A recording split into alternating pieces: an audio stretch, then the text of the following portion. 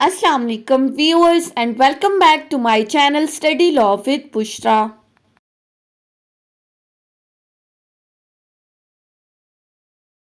So we were discussing Constitution of Pakistan 1973. We have discussed up till Article 18.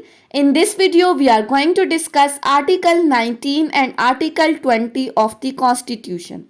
But before starting the discussion, I request you all to please subscribe to my channel and don't forget to press the bell icon for latest updates. Do share this video with your friends and don't forget to comment your feedback. So let's move towards the discussion. अपनी last video के अंदर हमने article 17 और article 18 को discuss किया था। Article 17 हमें freedom of association के बारे में बता रहा था कि हर सिटीजन के पास ये राइट है कि वो कोई भी एसोसिएशन या यूनियन बना सकता है, लेकिन रिस्ट्रिक्शंस उस पर क्या लगाई गई थी कि वो पाकिस्तान की इंटीग्रिटी, सिक्योरिटी, पब्लिक ऑर्डर या मोरालिटी के अगेंस्ट कोई भी यूनियन नहीं बनाएगा। इसी तरह हर सिटीजन के पास ये राइट है कि वो किसी भी पॉलिटिकल पार्टी का मेंबर बन सकता है या किसी भी पॉलिटिकल पार्टी अपनी खुद बना सकता है, लेकिन रिस्ट्रिक्शंस वही वाली पाकिस्तान की इंटीग्रिटी, सिक्योरिटी या डिफेंस के अगेंस्ट कोई पार्टी नहीं बनाएगा। और अगर कोई पर्सन पाकिस्तान की इंटीग्रिटी, सिक्योरिटी या डिफेंस के अगेंस्ट कोई पार्टी बना लेता है तो फिर फेडरल गवर्नमेंट के नोटिस में ये बात आने के बाद फेडरल गवर्नमेंट एक रेफरेंस बना के सुप्रीम कोर्ट को भेजती है और सुप्रीम कोर्ट का फिर डिसीजन इस पर फाइनल होगा। फिर इसी तरह हमने आर्टिकल 18 को डिस्कस किया था। आर्टिकल 18 में हमने कहा कि हर पर्सन के पास ये राइट है कि वो कोई भी लॉफुल प्रोफेशन अडॉप्ट कर सकता है, कोई भी ट्रेड या बिजनेस कंडक्ट कर सकता है, लेकिन subject to the qualification which is given by the law for the said profession और फॉर द सेड बिजनेस। फिर हमने कुछ एक्सेप्शंस की बात की थी कि आर्टिकल 18 किन किन जगहों पर एप्लीकेबल नहीं होगा। फिर हमने कहा था कि जहां पर लाइसेंसिंग सिस्टम है तो वहां पर लाइसेंस लेना ज़रूरी है। इसी तरह जहां पर फ्री कंपटीशन है तो आपने उनके रूल्स एंड रेगुलेशंस को फॉलो करना है। फिर एक्सक्लूजन ऑफ दी सर्विसेज को डिस्कस किया था। आज की इस वीडियो में हम आर्टिकल 19 से स्टार्ट करेंगे। Article 19 basically deals with freedom of speech. अब आर्टिकल 19 एक और फंडामेंटल राइट जिसके अंदर हमें एक और आज़ादी दी गई है। अब किस चीज़ की आज़ादी है?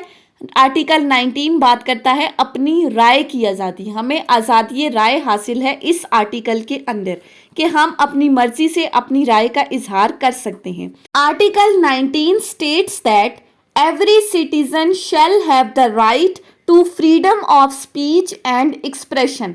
अब आर्टिकल 19 में पहली बात क्या कर दी गई है कि पाकिस्तान के हर सिटीजन के पास राइट है freedom of speech and freedom of expression का। क्या हक दिया गया है, क्या आज़ादी दी गई है आर्टिकल 19 पहले पार्ट के अंदर कि पाकिस्तान का हर शहरी अपनी मर्जी से अपनी राय का इजहार कर सकता है, किसी भी चीज़ के ऊपर अपने ख्यालात का इजहार कर सकता है, उसे ये कानूनी हक दिया गया है।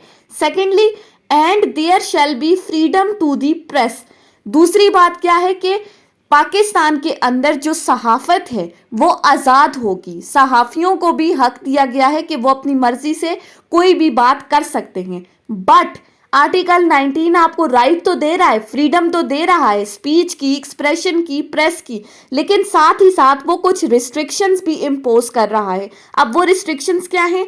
Subject to the reasonable restrictions imposed by the law. Number 1, in the interest of the glory of the Islam. पहली बात की है ग्लोरी ऑफ इस्लाम की कि आपके पास आज़ादी राय का हक तो है, लेकिन कोई भी पर्सन इस्लाम की अजमत के खिलाफ कोई भी बात नहीं कर सकता, मज़हब की मुखालफत में वो कोई भी बात नहीं कर सकता। ये पहली रिस्ट्रिक्शंस लगाई गई हैं आर्टिकल 19 में। फ्रीडम ऑफ स्पीच दे के पहली बात कि आप इस्लाम के खिलाफ कोई भी बात नहीं कर सकते, मज़हब की अजमत के खिलाफ आप कोई भी बात नहीं कर सकते। सेकेंडली, और द इंटीग्रिटी, सिक्योरिटी और defence of the Pakistan. Second restriction क्या है? ना ही आप ऐसी कोई बात कर सकते हैं जिससे पाकिस्तान की सालमियत, उसका तहफ़्फ़ुज़ या पाकिस्तान का दिफा किसी भी तरह से मुतासिर हो रहा हो। आप ऐसी कोई भी स्टेटमेंट नहीं दे सकते। थर्डली, और any part thereof friendly relations with the foreign states.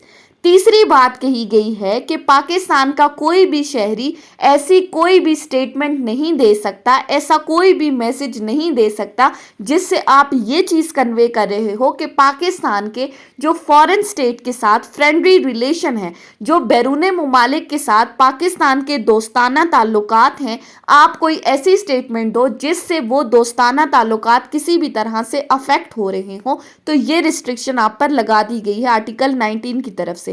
For example Pakistan China relation, पाक चीन दोस्ती, अगर आप ऐसी कोई स्टेटमेंट दे रहे हो जिससे पाक चीन के ताल्लुकात खराब हो रहे हैं तो आपको आर्टिकल 19 की प्रोटेक्शन किसी भी सूरत हासिल नहीं है। इसी तरह और पब्लिक ऑर्डर, डिसेंसी, मॉरलिटी और in relation to the contempt of the court. अब चौथी बात, कॉन्टेम्प्ट ऑफ द कोर्ट, कि आप किसी भी तरह से तौहीन अदालत नहीं कर सकते, कोई भी स्टेटमेंट ऐसी नहीं दे सकते जिससे अदालत की तौहीन हो रही हो।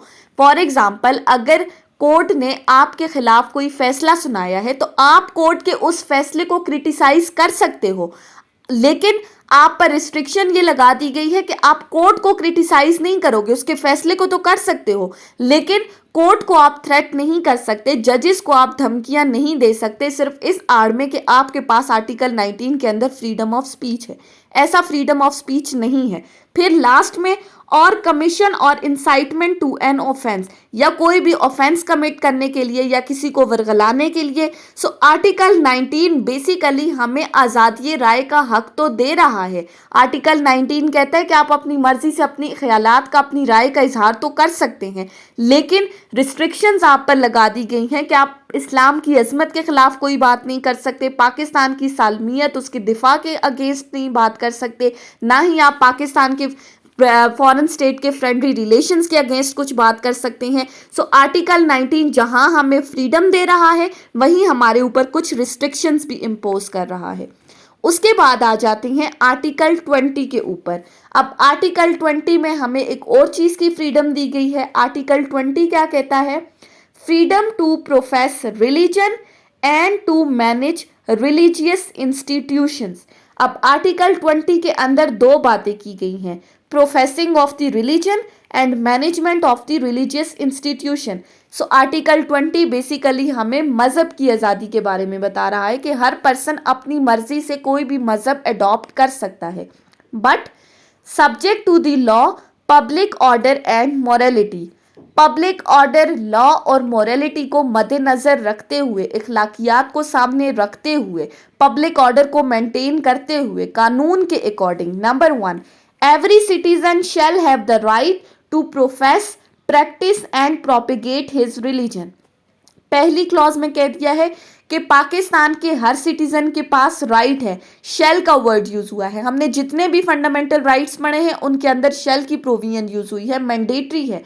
पाकिस्तान के हर सिटीजन के पास क्या राइट है कि वो अपनी मर्जी से कोई भी रिलीजन अडॉप्ट कर सकता है, कोई भी मज़हब प्रैक्टिस कर सकता है, किसी भी मज़हब की तबलीग कर सकता है। यहाँ पर जो वर्ड प्रोपेगेशन यूज़ हुआ है, इस प्रोपेगेट करने का मतलब क्या है कि अपने मज़हब की तबलीग कर सकता है, दूसरे लोगों को दावत दे सकता है कि वो उसके मज़हब को अडॉप्ट करें।